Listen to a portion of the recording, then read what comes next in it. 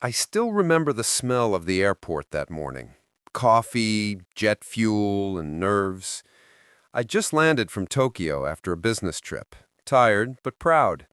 The project had gone well. The deal I'd worked on for months was finally done. I was heading home to my family in Chicago, thinking about surprising my daughter with a souvenir I'd picked up at a local market. But as soon as I reached the customs checkpoint, everything changed. The line moved smoothly, families with kids, older couples, business travelers. Then it was my turn. I handed over my passport with a polite smile. The officer scanned it, glanced at me, then back at the screen. His eyes narrowed. "Sir, could you step aside for a moment?" I frowned. "Sure. Is something wrong?" "Just routine," he said flatly, but I could tell it wasn't routine. I stepped into a smaller area behind the main line where two other officers stood, watching. One of them gestured for me to open my bag. "Where are you coming from?" he asked. "Tokyo," I said. "Business trip." "Purpose of travel?" "Work." "What kind of work?" "Consulting. Marketing strategy." He nodded but kept flipping through my passport like he was searching for something that wasn't there. "You travel often?" "Yes, quite a bit." "Must be nice," he said, though his tone didn't sound like a compliment. Another officer leaned closer to my suitcase. "You buy anything overseas?" "Just souvenirs for my daughter." "Can we see them?" I opened the zipper. Inside were clothes, a few gifts, my laptop. The officer lifted my hoodie, checked under my shoes, even tapped the soles. "Anything else?" "No." He looked at me again. "You sure?" That's when I realized what was really happening. The sideways glances, the tone, the questions no one else got asked. I looked around. People like me weren't being stopped. Just me. My stomach tightened. I tried to keep calm. "Sir," I said evenly, "is there a reason I'm being searched?" The first officer smirked. "Random screening." That phrase again. Random. The word that hides 1,000 excuses. I exhaled slowly. "Random, huh? You got a problem with that?" "Only when it stops being random." The room went quiet. Another officer stepped closer, trying to look intimidating. "You need to relax." "I'm relaxed, but I'm not blind." I could feel my pulse in my throat. Years of dealing with these moments, subtle digs, assumptions, double standards, all flashing back at once. But I stayed composed. "You want to see something?" I said finally. I pulled out my wallet and handed them my business card. "That's me, VP of Strategy at Halberd Consulting. You can call the office if you want to verify." The officer took it, looked down, then back up at me. "We just have to be careful," he said quietly now. "I'm sure you understand." "I understand perfectly," I said. "You didn't ask the guy in front of me any of these questions?" He didn't respond. Another officer cleared his throat. "You're good to go, sir." Just like that, it was over. I zipped up my bag, grabbed my passport, and walked out of that sterile little room. But every step toward the exit felt heavier. It wasn't just about being stopped. It was about being seen as suspicious, by default. I reached the arrivals area, scanning for the sign that said, "Welcome home." My daughter's face flashed through my mind, her innocent belief that the world was fair. I didn't want her to know how it really worked.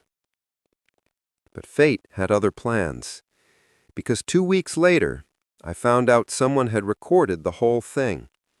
A traveler standing behind me had filmed the interaction, not all of it, but enough. Enough to show how polite I was, how calm I stayed, and how none of the other passengers were questioned like me. The clip went viral overnight.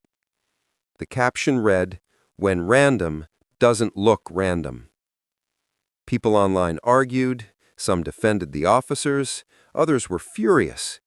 News outlets called it another example of bias at the border. The comments were a battlefield. Some said, just follow orders. Others said, this happens to me every time I travel. I didn't post anything at first. I didn't want the attention. But the truth kept burning inside me. Because if I stayed silent, the story would be told without me. So I wrote a post. Simple, honest. It said, I wasn't angry. I was tired. Tired of proving I belong. Tired of being questioned for existing in the wrong place with the wrong face. That post hit millions of views. The video and my words together turned into a conversation that wouldn't go away. Within weeks, Customs released a statement promising an internal review. They called me privately to apologize. But what I wanted wasn't an apology, it was awareness. I wanted someone to admit this wasn't just a one-time error. It was a system built on quiet assumptions. A month later, I got a letter, not from the agency, but from a young officer. He said, I saw what happened. I joined this job to protect people, not profile them. Your story made me realize we need to do better. I'll start with myself. That message meant more than any press release ever could. That's when I realized something. Every act of bias creates two stories. The one of the person it happens to, and the one of the person who sees it and decides whether to stay silent. The traveler who filmed it didn't have to step in. The officer who wrote that letter didn't have to reflect. But both did.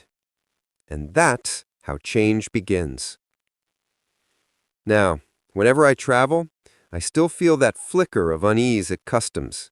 I still see the glance that lasts too long.